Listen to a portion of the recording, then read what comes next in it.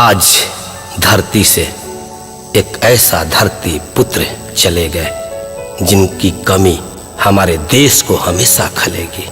वो महापुरुष जिन्होंने गरीबों के लिए, उत्तर प्रदेश के लिए, अपने देश के लिए और समाजवादियों के लिए एक स्तंभ थे। मानिए मुलायम यादव जी।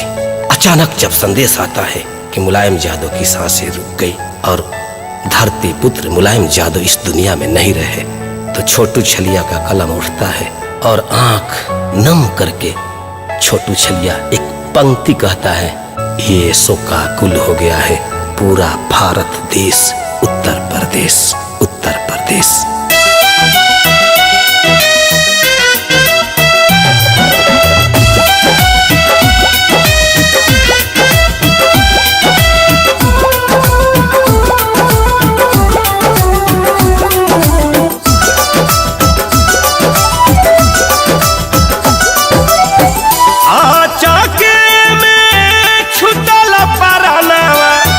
शोकावा में डूबी गइल दे,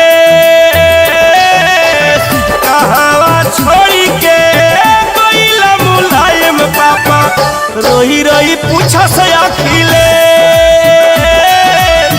कहावा छोड़ी के गइल मुलायम पापा, रोही रोही पूछा से अखिले।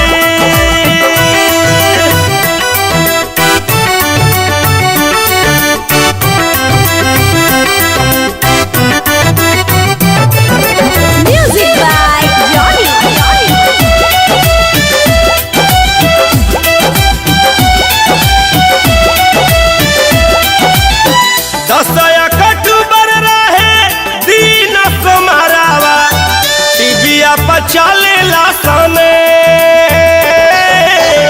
चली गईले धरती से, धरती के बेटा छोड़ी के भारत देश, चली गईले धरती से, धरती के बेटा छोड़ी के भारत देश।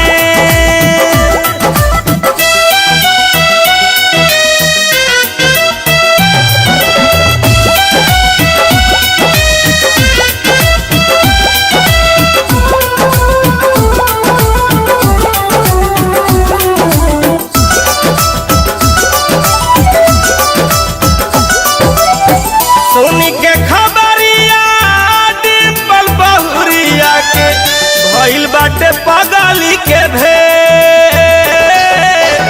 एकरा के अब हम पापा जी कहब, रोवतारी लाटा धुनी के, कहावा छोड़ी के गइले मुलायम पापा, रोई रोई पूछा से अखिले।